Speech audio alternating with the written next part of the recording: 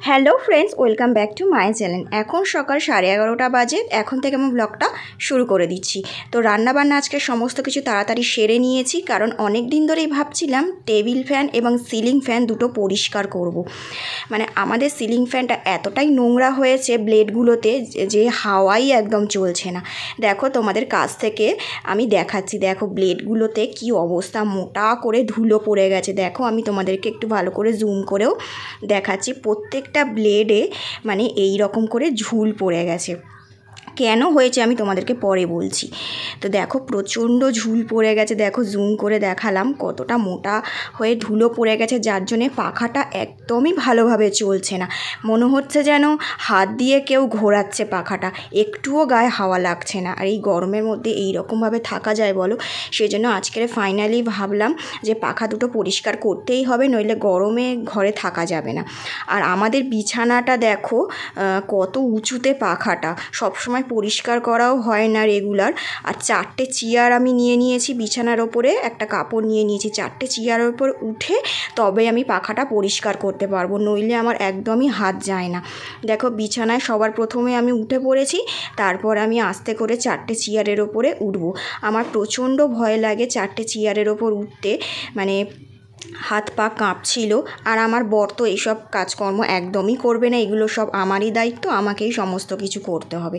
সংসারের সমস্ত কাজকর্ম, পরিষ্কার পরিচ্ছন্ন, রান্না সমস্তটাই আমাকে একা হাতে সামলাতে হয়। তো যাই হোক, পাটা তো কাঁপছিল, তবুও ভয় ভয় করে উঠলাম, কিন্তু কিছু করার নেই। তো কাপড়টা শুকনো কাপড় দিয়ে আমি মুছছি, ইলেকট্রিকের জিনিস তো সেই জন্য ভিজে কাপড় দিয়ে মুছলাম না, কোথায় আবার কারেন্ট শর্ট খেয়ে যাবো সেই জন্যে। তো আস্তে আস্তে করে শুকনো কাপড় দিয়ে ভালো করে ব্লেডের ওপরগুলো এবং নিচগুলো ভালো করে মুছে পরিষ্কার করে নেব। তো এতটাই উঁচু পাখাটা বিছানা থেকে, ওই জন্য রেগুলার ওয়াইজ মানে পরিষ্কার করা হয় না। তো সবসময় ভালো লাগে বলো 4টে চেয়ারের ওপর উঠে বিছানার ওপর এইভাবে পরিষ্কার করা? তো কি করব, আজকের বাধ্য হয়ে করতেই হলো। তো আবার ধুলো পড়ে গেলে আবার যেদিন পরিষ্কার করা যাবে, আজকের করে নিই আপাতত পরিষ্কারটা। আর ভাবলাম ছোট্ট একটা ব্লগ তোমাদের সাথেও শেয়ার করে দিই, সিলিং ফ্যান এবং টেবিল ফ্যান ক্লিনিং ব্লগ। তো আমাদের ঘরটা একটা পাখাতে একদমই হয় না, আর সিলিং ফ্যানে তো একদমই মানে চলে না, মানে গরম একটুও যায় না, সেই জন্য টেবিল ফ্যানও নিতে হয়। দেখো কাপড়টার কি অবস্থা, কত নোংরা হয়েছে, কাপড়টা একদম কালো হয়ে গেছে। তো দেখো পাখাটা আমি পরিষ্কার করে নিয়েছি তোমাদের সাথে কথা বলতে বলতে। দেখো এখন পাখাটা কতটা পরিষ্কার লাগছে, দাঁড়াও আমি কাছ থেকে তোমাদেরকে দেখাচ্ছি। এই দেখো এখন পাখাটা কতটা পরিষ্কার পরিচ্ছন্ন লাগছে, পুরো নতুনের মতন লাগছে, মানে একদম ঝকঝক করে পরিষ্কার করে নিয়েছি। দেখো এরপরে আমি এবার পাখাটা চালাবো, তখন দেখব কত জোরে হাওয়া হচ্ছে। দাঁড়াও আমি সুইচটা একটু পরে দিচ্ছি। এই দেখো পাখাটা এবার কত জোরে ঘুরছে, মানে ময়লাগুলোর জন্য পাখাটা একদমই ভালো করে ঘুরতে পারছিল না। এখন দেখো পাখাটা অনেকটাই জোরে হয়েছে, কিন্তু হাওয়াটা পুরোটাই গরম লাগছে, কারণ বাইরে এতটাই রোদ্দুরের তাপ, হাওয়াটা পুরো গরম লাগছে, মানে একটুও গায়ে হাওয়া লাগছে না। কি যে হবে এই গরমের মধ্যে মানুষের। তো যাই হোক এই পাখাটা আমি এখন অফ করে দিলাম। এরপরে আমি এখন এই টেবিল ফ্যানটা মানে পরিষ্কার করব।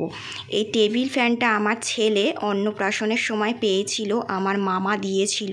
মানে এই ফ্যানটা আছে বলেই একমাত্র এই ঘরে থাকা যায়, নইলে এই ঘরটায় একদমই থাকা যেত না, পুরো মনে হয় সেদ্ধ হয়ে যেতাম। মানে একটা যদি ডিম রেখে দাও তো সেদ্ধ হয়ে যাবে এই ঘরটা, আমাদের ঘরটা এতটাই গরম।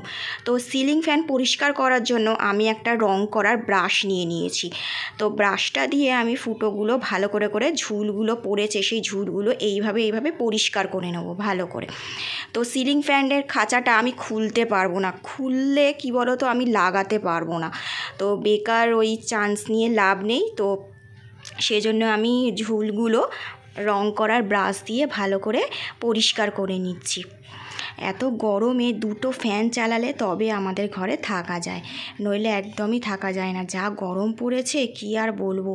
এই গরম কবে যে কমবে আর কবে যে একটু ভগবান মানে আমাদের মুখ যে একটু বৃষ্টি দেবে ভগবানই নিজেই জানে। তো যাই হোক দেখো আমার সিলিং ফ্যানটাও পরিষ্কার হয়ে গেছে, আর পাখা পরিষ্কার করছিলাম বলে বালিশগুলোকে সমস্ত কিছু আমি বিছানা থেকে নামিয়ে দিয়েছি। দেখো এখন দুটো পাখা চালিয়ে নিয়েছি। তো আমার ফাইনালি দুটো পাখা পরিষ্কার করা হয়ে হয়ে গেছে, আর বিছানাটা দেখো কী অবস্থা, এগুলো এখন পরিষ্কার পরিচ্ছন্ন করব সব। তো সেই জন্য রান্নাটা আজকে তাড়াতাড়ি সেরে নিয়েছি। তো চলো আজকে ব্লগটা তাহলে এই পর্যন্তই রাখছি। কেমন লাগলো অবশ্যই আমাকে লিখে জানাবে। তাহলে আজকের মতন টাটা বন্ধুরা, আবার দেখা হবে নেক্সট ভিডিওতে।